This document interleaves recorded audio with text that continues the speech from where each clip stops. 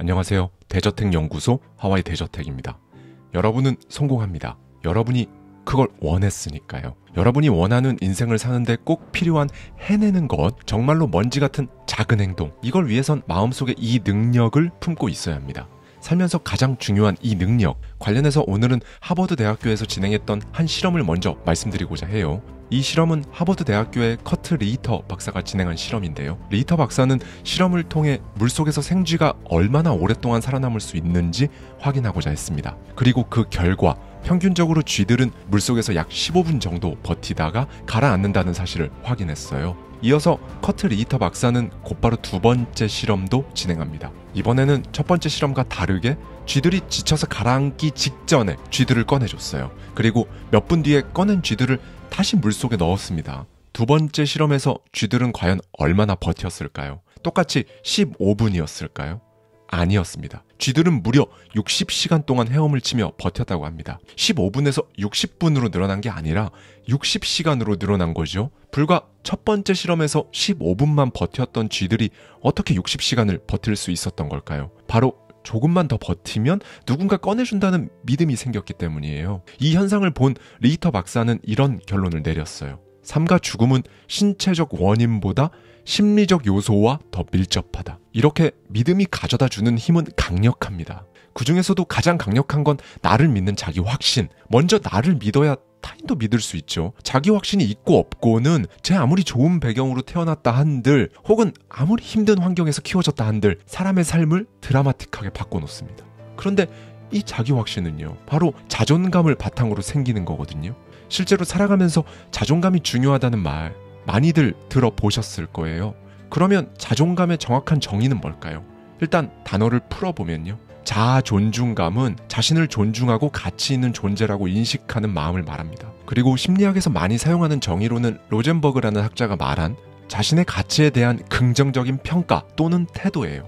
이런 긍정적인 평가와 태도가 있으면요, 살아가면서 마주하는 시련과 고난에 휘둘리지 않고 버틸 수 있는 힘이 생기게 됩니다. 그리고 상처를 치유하는 속도도 이 자존감에 달려 있다고 해요. 그래서 우리한테는 자존감이 필요한 거고 많은 사람들이 강조하는 이유인 겁니다. 그리고 자존감이 높은 사람들은요, 대체적으로 남에게 의존하려고 하지 않기 때문에 타인의 평가나 거절에 대해 훨씬 덜 두려워합니다. 뿐만 아니라 본인의 약점을 더 잘 인정하고 무엇보다 실수를 두려워하지 않고요. 반면에 자존감이 낮은 사람들은요, 일단 타인의 말에 신경을 너무 많이 쓰기 때문에 혹여나 부정적인 이야기를 들을까 불안해하고 거절 자체를 두려워합니다. 다시 말하면 남 눈치를 많이 본다는 거예요. 한 방송에서는 자존감이 공감 능력, 적극성, 문제 해결 능력과 같이 다른 성격 분야에도 영향을 미치는지에 대한 실험을 진행한 적이 있었습니다. 이 실험은 12명의 초등학생을 대상으로 진행됐어요. 먼저 공감 능력을 보기 위해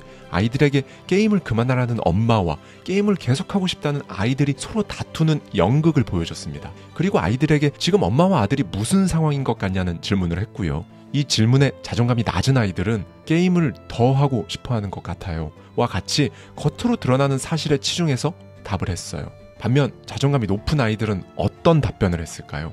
아들이 공부를 열심히 했으면 좋겠는데 게임만 하고 그러는 것 같아요 라며 엄마의 감정과 내면을 충분히 이해하고 있는 듯한 답을 한 거죠. 이런 아이들의 반응에 따라 전문가들은 공감 능력을 분석했습니다. 그 결과 단 2명의 아이를 제외하고는 자존감이 높은 아이가 공감 능력 역시 높았다는 걸 확인할 수 있었어요.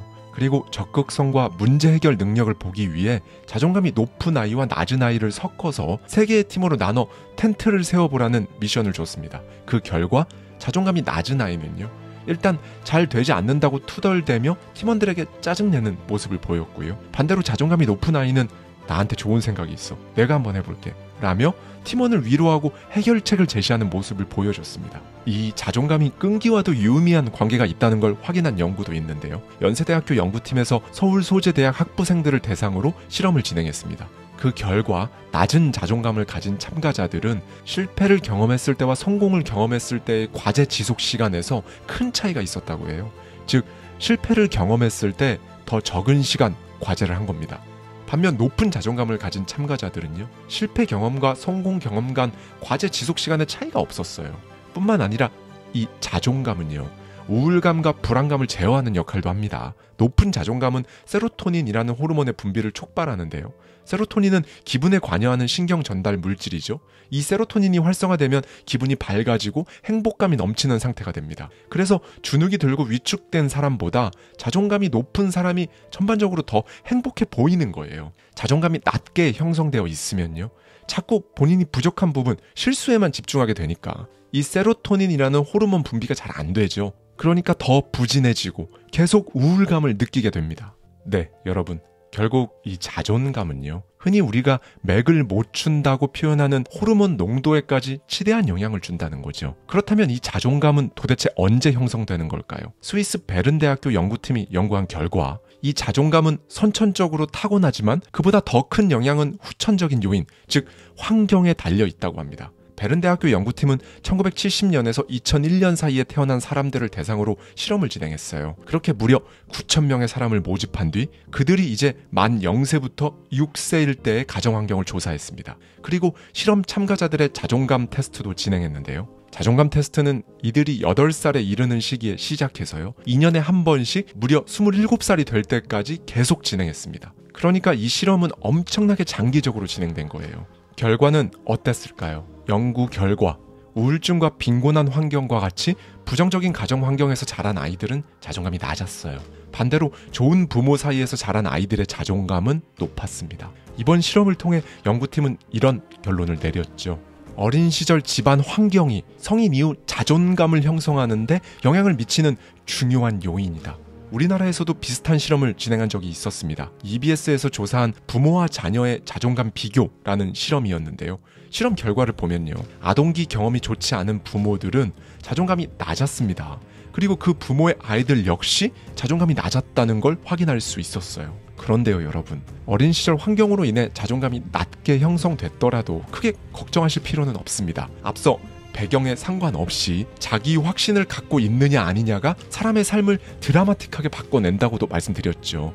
네, 사실 그럴 의지만 있다면 성인기에도 자존감은 충분히 향상시킬 수 있다고 심리학자들은 말합니다. 미국의 심리학자이자 자존감의 6기둥이라는 책의 저자인 너세니엘 브랜드는 자존감을 높이는 법을 조금 바꿔서 말하면 어떻게 나 자신을 사랑할 것인가 라고 강조하는데요. 그리고 스스로를 더 사랑할 수 있는 방법으로 가장 먼저 해야 할 일은 다른 사람이 나를 평가하는 주된 원천이라는 생각을 버리는 거라고 말해요. 일단 그런 생각을 가지고 있으면요, 타인에게 인정받는 것에 중독될 위험이 있습니다. 그래서 타인에게 인정받기 위해 부당함을 감내하며 온갖 희생과 헌신을 하게 되죠. 이런 건 자존감에 전혀 도움이 되지 않는 행동이에요. 이걸 안 하려면 어떻게 해야 할까요? 일단 타인의 생활을 엿보는 행위부터 멈춰야 합니다. 타인을 엿보는 행위가 내 스스로를 돌아보는 시간보다 많아질수록 타인에게 인정받는 것에 중독될 위험이 커지니까요. 결국 타인의 평가보다 중요한 건요, 자신에 대한 스스로의 평가라는 굉장히 뻔하게 느껴지는 이 말을 멘탈 흔들릴 때마다 딱 생각하고 속마음으로 계속 말하는 거, 이게 정말 엄청나게 중요해요. 나는 나다, 나는 나대로 해본다는 마음을 언제나 갖고 사는 거죠. 이러다 보면 신기하게도 자신을 신뢰하고 존중하는 마음이 커집니다. 어느 순간 외부 평가에 대해 크게 영향을 받지 않게 되고요. 너세니얼 브랜든 작가는요, 외부의 모든 좋은 요소들이 사라지고 진짜 나 혼자 남았을 때, 그럼에도 불구하고 나는 나대로 가치 있는 존재다 라는 믿음이야말로 진정한 자존감이라고 강조합니다. 그리고 그는 자존감을 채우기 위해서는 자존감과 밀접하게 관련되어 있는 자기 효능감이라는 요소를 채워나가는 것도 중요하다고 말해요. 자기 효능감이라는 건요, 자신이 어떤 일을 성공적으로 수행할 수 있는 능력이 있다고 믿는 겁니다. 한마디로 내가 얼마나 쓸모있는 사람인가에 대한 생각을 말해요. 그리고 무엇보다 이 요소를 충족시킬 수 있는 방법은 해냈다 라는 성취감을 계속 느끼게 해주는 겁니다. 이걸 쉽게 하는 방법이 뭐가 있을까요? 작은 행동. 누가 들었을 때 정말 별거 아니고 먼지 같은 나만의 약속, 나만의 규칙 이런 거 있잖아요. 이런 것들을 하나씩 지켜나가는 것, 이런 게 여러분이 모르는 사이에 성취감으로 계속 쌓이는 거거든요. 제가 정말 감명 깊은 댓글을 하나 발견했는데요. 나와 지킨 사소한 약속들이 나중에 약속이나 한 듯 크게 돌아온다. 기존에 지키기로 스스로 약속했던 그 작은 행동들을 잘 이어나가고만 있다면 이제는 한 번쯤 해봤으면 할 법한 것들에 과감하게 출사표를 던져보십시오. 미국 팝 아트의 선구자인 앤디 워홀은 어떻게 데뷔를 했을까요? 취업 준비생이던 시절에 하룻밤 동안 그린 드로잉으로 사파과로 데뷔를 했어요. 그리고 국내 최고의 광고 디렉터 박웅현 디렉터도 그냥 소소하게 용돈 수준 생활비나 벌어보자라며 지원한 광고 공모전에서 자기 적성을 발견했습니다.